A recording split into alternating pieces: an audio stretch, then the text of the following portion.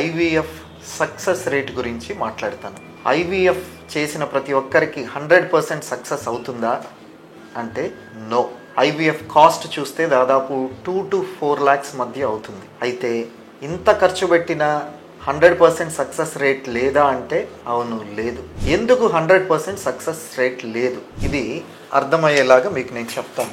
చూడండి, ఉదాహరణకు ఒక మేల్ ఉన్నాడు, ఇతనికి 25 years అనుకుందాం, ఫీమేల్ 22 years.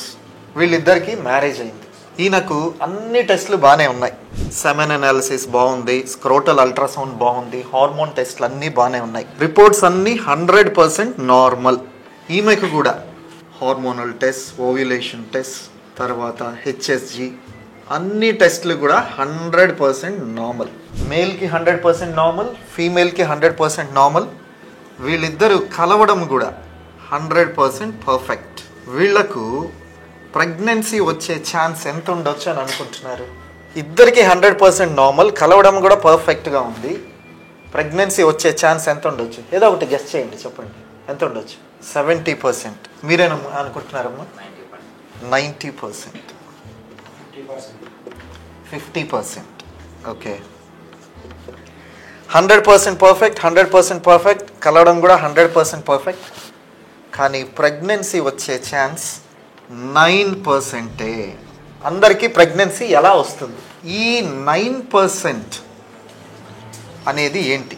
ఈ 9% అనేది ఒక మంత్లో, స్త్రీలలో ప్రతి నెలలో ఒక్క ఎగ్ రిలీజ్ అవుతుంది. మనకు తెలుసు ఓవ్యులేషన్ రఫ్లీ అరౌండ్ 14th day జరుగుతుంది. ప్రతి నెల ఒక్క ఎగ్ రిలీజ్ అవుతుంది. ఈ నెలకు, ఒక్క నెలకు సక్సెస్ రేట్ 9%. అదే అంతా బాగున్న వాళ్ళకి 12 నెలలు అంటే 12 cycles తిరిగేసరికి దాదాపు 80% నార్మల్గా ఉన్న వారికి ప్రెగ్నెన్సీ వచ్చే ఛాన్స్ ఉంటుంది.